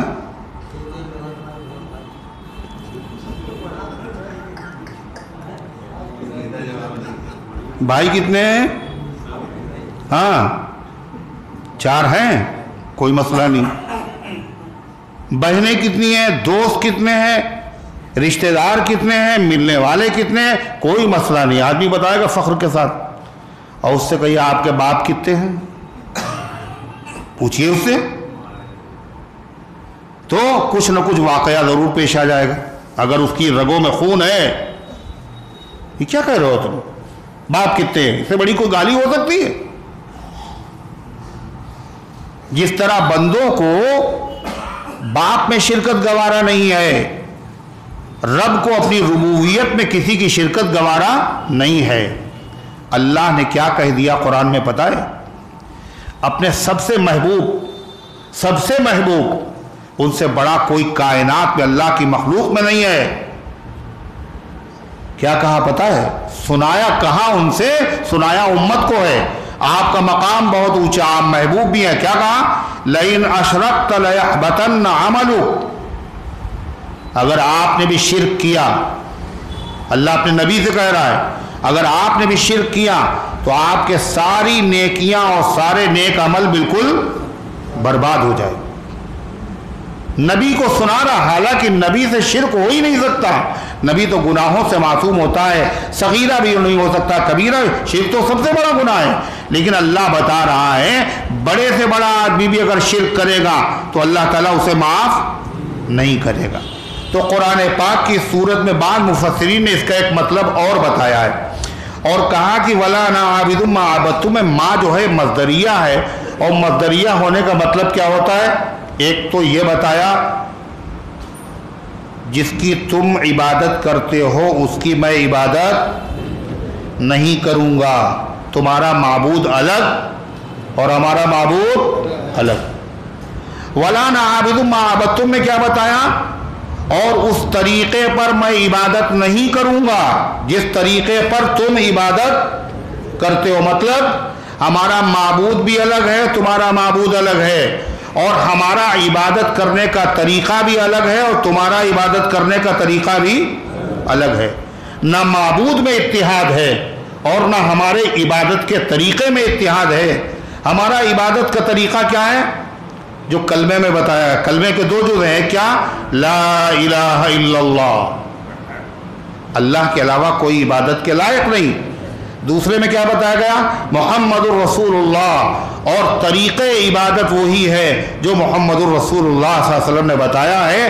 اللہ کے وہاں کوئی بھی طریقہ عبادت قبول نہیں ہے۔ ہمارا عبادت کا طریقہ الگ، تمہارا طریقہ الگ، مذہبی اتحاد نہیں ہو سکتا، عبادت کا طریقہ بھی ایک نہیں ہو سکتا۔ صاف صاف اعلان کر دو، کوئی رواداری کی ضرورت نہیں ہے، مروت کی ضرورت نہیں ہے۔ اپنے معاملات میں رواداری کرو، کسی کو اپنے گھر پہ جگہ دے دو، کسی کو کھانا کھلاؤ، کسی کے غریب کی مدد کر دو، مگر دین میں سے کچھ کم کر دیں آپ کی خاطر، یا آپ کا مذہب بھی ہم تھوڑا سا اپنا لیں، یہ نہیں ہو سکتا۔ یہ تمام لوگوں کا یہی طریقہ ہے۔ قادیانیوں، ان سے بھی کہہ دیجئے ہمارا طریقہ الگ، آپ کا طریقہ الگ۔ رافضیوں سے بھی کہہ دیجئے ہمارا آپ کا مذہبی اتحاد بولو نہیں ہو سکتا۔ کیوں؟ ہمارا مذہب الگ ہے، تمہارا مذہب الگ، ہمارا طریقہ عبادت الگ ہے، تمہارا طریقہ عبادت الگ ہے۔ مذہب کیسے الگ ہے؟ ہم کہتے ہیں خدا ہر چیز کو جانتا ہے، اللہ عالم ہے، کوئی چیز اللہ پر مخفی نہیں، اور تم کہتے ہو اللہ کو بدا ہوتا ہے۔ کبھی ایسا ہوتا ہے اللہ کو کوئی چیز معلوم نہیں ہوتی، بعد میں معلوم ہوتی۔ معبود بھی الگ، اذان بھی الگ نہیں، الگ پوری دنیا میں، پورے مشرق مغرب شمال جنوب ہر جگہ اذان ایک ہی ہے، مگر ان کے وہاں اذان الگ، اذان میں بڑھا دیا انہوں۔ پوری دنیا میں تمام مسلمانوں کے یہاں نماز کئی وقت کی ہے؟ 5 وقت کی نماز پڑھ، کئی وقت پڑھی؟ 5 وقت۔ ان کے وہاں نماز 3 وقت، کون کون؟ فجر، ظہرین، مغربین۔ فجر میں پڑھ لی، پھر ظہر اور عصر ایک ساتھ، اور مغرب عشاء ایک ساتھ۔ ہے الگ، کلمہ الگ، بندگی کا طریقہ الگ، تمہاری عید الگ نہیں، الگ ہے۔ مسلمانوں کی صرف 2 عیدیں، عید الفطر اور عید الاضحیٰ، عید اور بقرعید۔ اللہ کے نبی کے زمانے میں، خلفائے راشدین کے زمانے میں، حضرت علی کے زمانے میں، حسنین کے زمانے میں یہی عیدیں تھیں، مگر ان کے وہاں عیدیں کتنی ہیں؟ 2 نہیں ہیں۔ ان کے وہاں عید زہرہ بھی ہے، ان کے وہاں عید مباہلہ بھی ہے، ان کے وہاں عید غدیر بھی ہے۔ اسلام مکمل ہو چکا، دین مکمل ہو چکا اللہ کے نبی کے زمانے میں۔ اس زمانے میں یہ عیدیں نہیں تھی، یہ سب بعد میں بڑھائی ہوئی ہیں نہیں۔ قرآن کی جو وہ آیت ہے سورہ مائدہ کی، الیوم اکملت لکم دینکم واتممت علیکم نعمتی ورضیت لکم الاسلام دینا، آج میں نے دین مکمل کر دیا اور نعمت تمام کر دی اور مذہب اسلام تمہارے لیے پسند کیا۔ قرآن کی یہ آیت ایسی ہے، بڑی زبردست ہے۔ ایک یہودی حضرت عمر کے پاس آیا رضی اللہ عنہ، اور کہنا آپ کی کتاب میں ایک ایسی آیت نازل ہوئی ہے، اگر ہماری کتاب میں نازل ہوتی تو اس دن کو ہم عید کا دن مناتے، عید کا دن مناتے۔ حضرت عمر نے کیا جواب دیا؟ مجھے پتا ہے کب نازل ہوئی تھی، یہ عرفے کے دن نازل ہوئی، اور عرفے کے دن مسلمانوں کی عید پہلے سے ہے، حج اسی دن ہوتا ہے۔ جمعے کے دن نازل ہوئی، اور جمعے کا دن بھی مسلمانوں کی عید پہلے سے ہے، اور ہمارا مذہب آرٹیفیشیل نہیں ہے، جب چاہا اس میں بڑھا دیا اور جب چاہا اس میں گھٹا دیا۔ اللہ کے نبی نے 2 عیدیں مقرر کی ہیں، بس 2 ہی عید رہیں گی، ورنہ اسلام میں نامعلوم کتنے ایسے واقعات ہیں، ہر واقعہ عید بن سکتا ہے۔ فتح مکہ کا دن عید کا دن ہوتا، بدر کا دن عید کا دن ہوتا، ایسے نامعلوم کتنے واقعات ہیں، لیکن نہ مذہب میں کچھ بڑھایا جا سکتا ہے نہ مذہب میں کچھ گھٹایا۔ اس یہودی کی خواہش تھی کہ عید ہو جائے، یہودی کی خواہش تو پوری نہیں ہوئی۔ یہودیوں کی کوکھ سے جو لوگ پیدا ہوئے ہیں، انہوں نے کیا کر لیا؟ عید بنا لی۔ کئی تاریخ کو؟ 18 ذی الحجہ کو۔ کیا نام ہے اس کا؟ عید غدیر۔ کپڑے بھی اس کے اور نماز بھی اس کی اور مبارکباد بھی اور کھانا بھی۔ اور دعوتیں بھی. یہ 18 ذی الحجہ کو عید کیوں ہے؟ جتنی عیدیں بنائی گئی ہیں یہ ساری عیدیں پتہ ہے کس دن ہے؟ جس دن کسی اللہ کے نبی صلی اللہ علیہ وسلم کے صحابی کی شہادت ہے یا وفات. نبی کی کسی صحابی کی شہادت ہے یا وفات، اسی دن عید ہے. کسی کا باپ مر جائے اور دوسرا آدمی اس کے گھر پہ اس کے ساتھ گھر پہ خوشی منائے اور لڈو اور مٹھائی کھائے تو اس کو دوست کہا جائے گا؟ کیا کہا جائے گا؟ تو اسلام کا دشمن ہے، مسلمانوں کا دشمن ہے. 18 ذی الحجہ کو حضور پاک صلی اللہ علیہ وسلم کے دوہرے داماد حضرت عثمان، حضرت علی کے ساڑھو، کس کے ساڑھو؟ حضرت علی کے. حضرت حسن اور حسین رضی اللہ عنہ کے خالو. حضرت علی فرماتے ہیں کہ صحابہ میں نہیں، آدم علیہ السلام کی اولاد میں. کس میں؟ آدم علیہ السلام کی اولاد میں، پوری اولاد آدم میں شروع سے لے کے آخر تک عثمان کے علاوہ کوئی نہیں ملے گا. عثمان کے علاوہ کوئی نہیں ہے کہ کسی نبی نے اس سے اپنی 2 بیٹیوں کا نکاح کیا سوائے عثمان کے. اسی لیے ان کو کہا جاتا ذو رین. 2 بیٹیاں آپ کی ہیں، رقیہ اور ام کلثوم. اور بیٹی کو کیا کہتے ہیں؟ نور نظر. کہتے نہیں کہ آنکھوں کا نور، بیٹی اور بیٹا. تو نبی کے 2 نور نظر عقد میں ہیں حضرت عثمان غنی رضی اللہ تعالیٰ عنہ کے، اس لیے ان کو عثمان ذوالنورین کہا جاتا ہے. اور حضرت علی یہ بھی فرماتے ہیں جب دونوں بیٹیوں کا انتقال ہو گیا تو اللہ کے نبی نے فرمایا اگر میری 40 بیٹیاں ہوتی، میں ایک کے بعد ایک سے عثمان کا نکاح کرتا رہتا اگر ان کا انتقال ہوتا رہے. اتنے اچھے ہیں عثمان. اللہ اکبر. وہ حضرت عثمان غنی جن کو حضور پاک صلی اللہ علیہ وسلم نے 9 مرتبہ جنت کی خوشخبری سنائی. کتنے مرتبہ؟ 9 مرتبہ. آپ نے فرمایا یہ کنواں پانی کا بیر روما یہودی بیچ رہا ہے، منہ مانگے پیسے لیتا ہے، جو اس کو خرید کر وقف کر دے اس کے لیے جنت. حضرت عثمان غنی نے خریدا اور وقف کر دیا. وہ کنواں آج بھی ہے، اس کا نام ہے بیر روما. اور وہ خشک نہیں ہوا، اس کے ارد گرد بہت سارے باغات.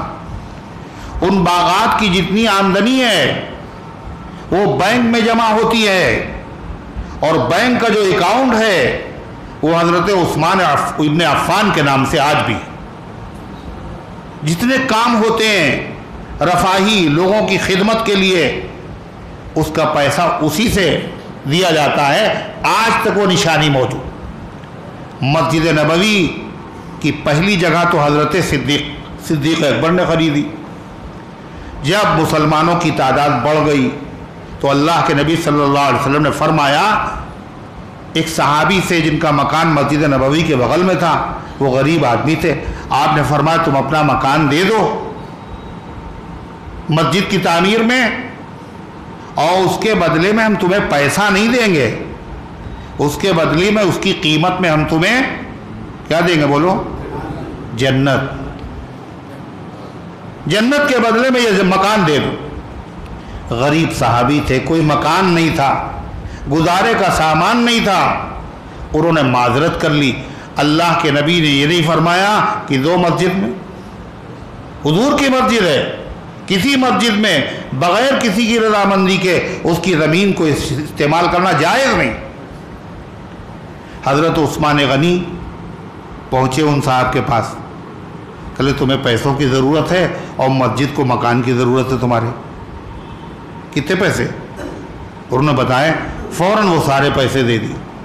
حضور کے پاس آئے، اے اللہ کے رسول یہ سودا اگر ہم کریں، یعنی یہ جگہ اگر ہم مسجد میں دیں تو اس کے بدلے میں ہمیں جنت ملے گی؟ آپ نے فرمایا ہاں. حضرت عثمان غنی نے وہ زمین مسجد میں شامل فرما. لشکر اسلام کا انتظام کرنا ہے، 30,000 کی فوج، سواری کا انتظام نہیں، بہت دور جانا ہے. اللہ کے نبی کو فکر ہے، مسجد میں آپ اعلان کر رہے ہیں جو اس مشکل گھڑی میں لشکر اسلام کا انتظام کرے، اس کے لیے جنت۔ حضرت عثمان کھڑے ہو گئے، حضور 300 اونٹ میں ساز و سامان کے دوں گا۔ کتنے؟ 300۔ پھر آپ نے اعلان فرمایا 30,000 لوگ، پھر اعلان فرمایا کہ 300 اونٹ میں ساز و سامان۔ کتنے ہو گئے؟ کتنے ہوئے؟ مطلب بولنے میں بھی آپ کو تکلف ہوتا ہے۔ 600۔ پھر تھوڑی دیر بعد پھر اعلان کیا 300 اونٹ۔ کتنے ہو گئے؟ 3 مرتبہ جنت کی خوشخبری ہو گئی، ہر مرتبہ حضرت عثمان کھڑے ہو رہے۔ پھر اعلان کیا آپ نے، کتنے؟ 500 گھوڑے، 1000 اشرفیاں لے کے آئے اور حضور کے دامن میں اڑ لگے۔ اللہ کے نبی کا چہرہ چمکنے لگا، اور جب چمکتا تھا آپ کا چہرہ تو صحابہ کہتے کان نہا مذہبا، ایسا لگتا تھا جیسے سونے کا پانی چڑھا دیا گیا ہو، اور آپ ان اشرفیوں کو اچھال رہے تھے یوں۔ اور آپ نے وہ بات حضرت عثمان کے حق میں فرمائی، کسی کے حق میں نہیں فرمائی۔ ما ضر لعثمان ما عمل بعد هذا اليوم، آج کے بعد عثمان جو چاہے کرے، کوئی فرق پڑنے والا نہیں ہے۔ اللہ تعالیٰ نے ان کو معاف کر دیا، جو چاہے کرے عثمان۔ عبداللہ ابن عباس کہتے ہیں کہ میں نے حضور کو خواب میں دیکھا۔ دوسرا موقع حضرت عثمان غنی رضی اللہ عنہ کا وہ زمانہ ہے، فرماتے ہیں میں نے خواب میں دیکھا حضور رخصت ہو چکے دنیا سے، آپ گھوڑے پہ سوار، بڑی تیزی کے ساتھ لگام پکڑ لی، حضور جلدی میں؟ کہا ہاں، عثمان نے صدقہ کیا ہے اور ایک حور سے ان کا نکاح ہونے والا ہے، میں اس میں شرکت کے لیے جا رہا ہوں۔ یہ حضرت عثمان غنی ہے۔ حضرت عثمان غنی کے بارے میں آپ نے فرمایا جنت کی خوشخبری سنا دو، اور یہ بھی بتاؤ اللہ تمہیں ایک مصیبت میں مبتلا کرے گا، تم کو ظلماً شہید کیا جائے گا، تم حق پر ہوگے۔ اللہ کے نبی صلی اللہ علیہ وسلم نے یہ بشارت حضرت عثمان غنی رضی اللہ عنہ کو دی۔ قریب وفات کے حضور پاک صلی اللہ علیہ وسلم نے بلایا، حضرت عائشہ صدیقہ رضی اللہ عنہ فرماتی، فرما بلاؤ۔ کسے بلایا؟ ابو بکر کو؟ فرمایا کہ نہیں۔ عمر کو بلائے؟ فرمایا کہ نہیں۔ علی کو بلائے؟ فرمایا نہیں۔ کہ عثمان کو بلائے؟ آپ نے فرمایا ہاں۔ حضرت عثمان غنی آ گئے، آپ نے فرمایا قریب آ جاؤ، اشارے سے، یعنی اتنی بولنے کی تاب نہیں آپ کی، سکت نہیں، قریب سے اشارے کا قریب آ جاؤ۔ حضرت عثمان قریب آ گئے، اتنا قریب آ گئے کہ سر ان کا نبی کے سینے پر تھا اور ان کے کان حضور پاک صلی اللہ علیہ وسلم کے ہونٹوں کے قریب تھے۔ اللہ کے نبی ان سے جو بات کر رہے تھے سنائی نہیں دے رہی تھی۔ عائشہ صدیقہ رضی اللہ عنہ کا حجرہ کتنا چھوٹا، فرماتی سنائی نہیں دے رہا تھا، مگر واللون عثمان یتغیر، عثمان غنی کے چہرے کا رنگ بدل رہا تھا۔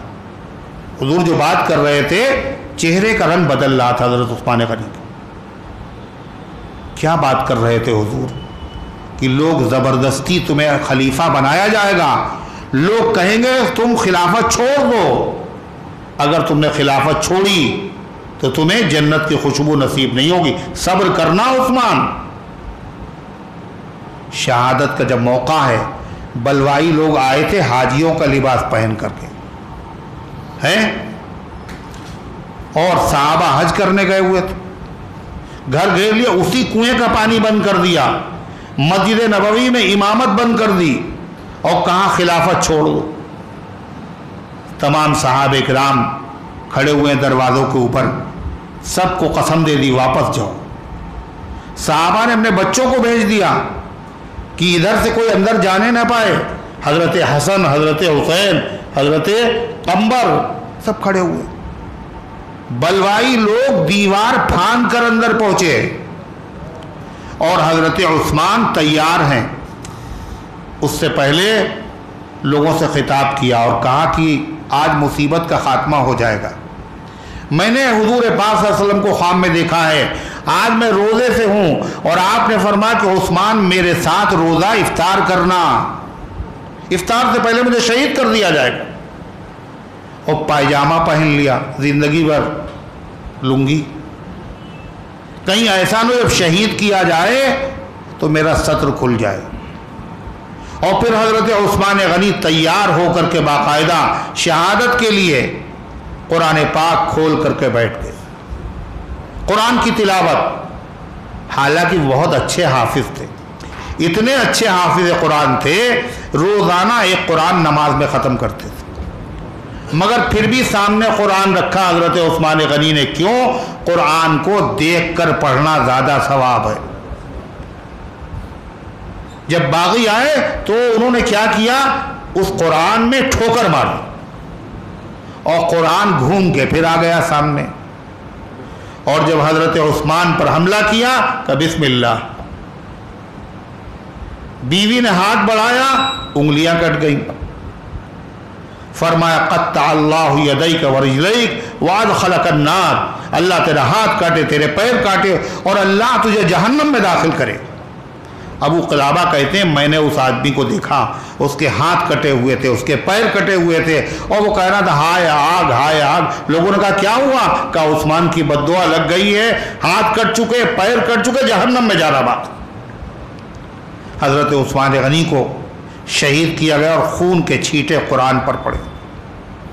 آج بھی وہ قرآن محفوظ ہے۔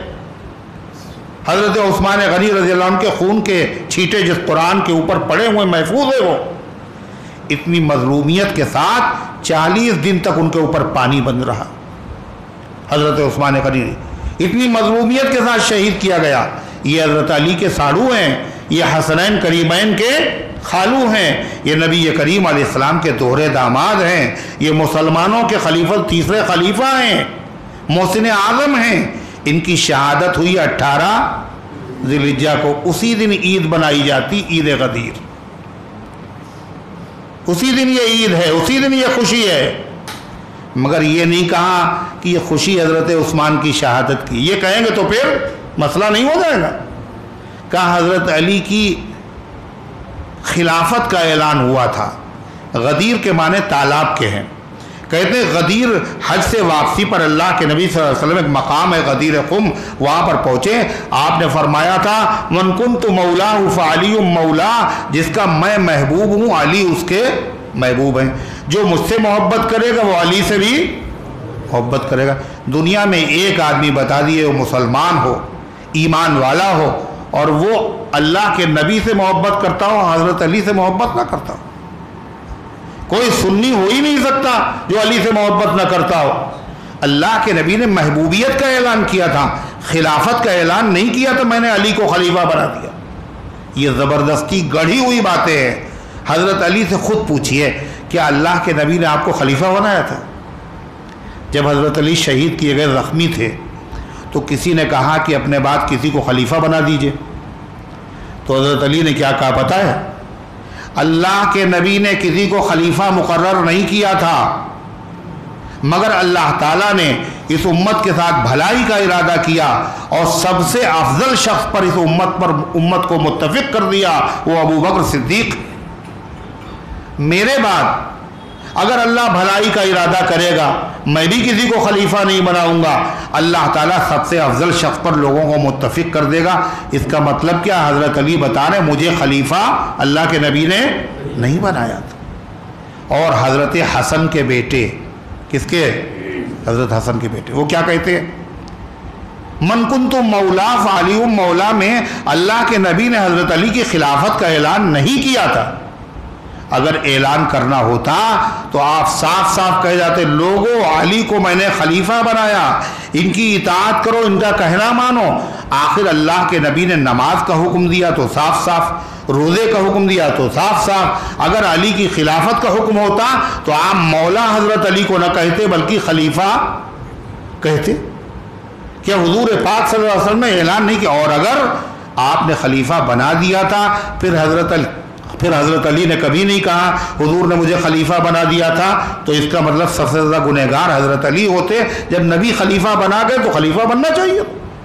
تو یہ ساری باتیں جو ہیں سب گڑھی ہوئی ہیں۔ اس کی وضاحت اس لیے ضروری ہے، اللہ قرآن میں فرما رہا نہ تمہارے ساتھ ہمارا اتحاد ہو سکتا ہے، نہ معبود میں ہمارا اتحاد ہو سکتا ہے، اور نہ عبادت کے طریقے میں اتحاد ہو سکتا ہے، شہری اتحاد ہو سکتا ہے، مذہبی اتحاد نہیں ہو سکتا۔ اللہ فرماتا لکم دینکم ولی دین، تمہارے لیے تمہارا دین ہے اور میرے لیے، مطلب تمہارا دین بھی ٹھیک ہے اور ہمارا دین بھی ٹھیک ہے؟ جی نہیں، ہم اپنے دین پر قائم رہیں گے، دین حق ہے، اور تم اپنے مذہب پر قائم رہو گے، وہ باطل ہے۔ ہمارے مذہب پر عمل کرنے کا بدلہ اور ثواب قیامت کے دن اللہ عطا فرمائے گا، اور باطل مذہب کو اختیار کرنے کی سزا قیامت کے دن اللہ تمہیں عطا فرمائے۔ یہ مطلب نہیں ہے اچھا تم بھی ٹھیک ہو اور ہم بھی ٹھیک ہے، تم اپنے مذہب پہ عمل کرو، اپنے مذہب پہ عمل کریں۔ اللہ کے پیغمبر نے قرآن کی سورت کے نازل ہونے کے بعد بھی ان کافروں کو دین کی دعوت دی تھی یا نہیں دی تھی؟ یہ مطلب نہیں ہم سے کوئی مطلب نہیں، تم اپنے دین پہ رہو، اپنے دین پہ رہیں۔ لوگ یہی سمجھتے ہیں جب بات ختم کرنا ہوتی کہتے لکم دینکم ولی دین۔ اس طرح کہنا ناجائز ہے، اس میں اجازت نہیں دی گئی ہے، اس میں اعلان کیا گیا ہے ہمارا اور تمہارا مذہبی اتحاد دینی اتحاد نہیں ہو سکتا، دین میں کہیں سے مداخلت نہیں ہو سکتی، شہری انسانی برادری کے اعتبار سے اتحاد ہو سکتا ہے۔ الحمدللہ سورہ کافرون کی تفسیر مکمل ہوئی، اللہ ان گزارشات کو قبول فرمائے۔ اور اس کے بعد سورہ نصر، کیا ہوا بھائی؟ کیا لکھا ہے؟ ملحے صاحب کا انتقال ہوگا، انا للہ و انا الیہ راجعون۔ اللہ مغفرت فرمائے، درجات کو بلند فرمائے۔ سراج بھائی کا آپریشن ہوا ہے، اللہ تعالیٰ ان کے آپریشن کو کامیاب فرمائے۔ آراف صاحب کے پیر میں فریکچر ہے، اللہ ان کو شفا عطا فرمائے۔ عبدالسلام کی طبیعت خراب، اللہ شفا عطا فرمائے۔ رقیہ خاتون کے کینسر ہو گئے، اللہ ان کے حال پر رحم فرمائے، شفا عطا فرمائے۔ سلمہ خاتون اسپتال میں ایڈمٹ ہیں، اللہ شفا عطا فرمائے۔ مستقیم غلط مقدمات میں پھنس گئے ہیں، اللہ عزت کے ساتھ رہائی عطا فرمائے۔ ملازمت کا کوئی وظیفہ بتائیے، ابھی بتایا ہے، قل یا ایھا الکافرون سے لے کر کے سورہ قل اعوذ بالناس تک 5 صورتیں روزانہ پڑھیں۔ شہداد صاحب کے والد کو کینسر ہو گیا، اللہ رحم فرمائے اور اللہ تعالیٰ شفا عطا فرمائے۔ یہ ہو گیا اور کچھ بچا ہے؟ اس میں کیا ہے؟ عقیل احمد کی رمضان سے بہت طبیعت خراب ہے، اللہ تبارک و تعالیٰ ان کو شفا عطا فرمائے، اور بچوں کی بھی طبیعت خراب، اللہ ان کو بھی شفا عطا فرمائے، اور امت کے تمام مریضوں کو شفا عطا۔ اللہم صلی علی سیدنا محمد۔ ربنا آتنا فی الدنیا حسنہ وفی الآخرۃ حسنہ وقنا عذاب النار۔ اللہم احفظنا من کل بلاء الدنیا وعذاب الآخرہ۔ اے اللہ ہم سب کے گناہوں اور خطاؤں کو معاف فرما، ہم سب کی حاضری کو اپنی رحمت سے قبول فرما، ایمان کامل عطا فرما، اعمال صالحہ کی توفیق عطا فرما، اس درس قرآن کو اپنی رحمت سے قبول فرما، اس کی برکت سے پورے محلے پر رحمتوں کا نزول فرما، شرور اور فتن سے حفاظت فرما، جو آئے ہیں ان کو اپنی رحمت سے نواز دے، جو نہیں آئے اللہ ان کو اپنے کلام سے محبت نصیب فرما، جہاں کہیں تیرے بندے پریشان حال ہے غیب سے ان کی مدد فرما۔ اے اللہ بخار سے، وباؤں سے، بلاؤں سے، ہر قسم کے موذی امراض سے اللہ ہم سب کی پوری امت کی حفاظت فرما۔ اے اللہ جو مبتلا ہے ان کو شفا عطا فرما۔ اے اللہ جن لوگوں نے دعاؤں کے لیے کہا ہے یا لکھا ہے یا ان کا ہم پر حق ہے یا وہ امید رکھتے ہیں مالک، ان سب کے نیک مقاصد میں کامیابی نصیب فرما۔ جو دنیا سے جا چکے ان سب کو معاف فرما، ہم سب کو اسلام پر زندہ رکھ، ایمان پر موت دے، ایمان والوں کے ساتھ حشر فرما۔ دارالعلوم دیوبند کے استاد حدیث اور دارالعلوم کے نائب محتمم حضرت مولانا عبدالخالق صاحب سنبلی کا 2 روز پہلے انتقال ہوا۔ دعا کیجیے اللہ تعالی حضرت مولانا کی مغفرت فرمائے، ان کے درجات بلند فرمائے، ان کا نعم البدل عطا فرمائے، آمین یا رب العالمین۔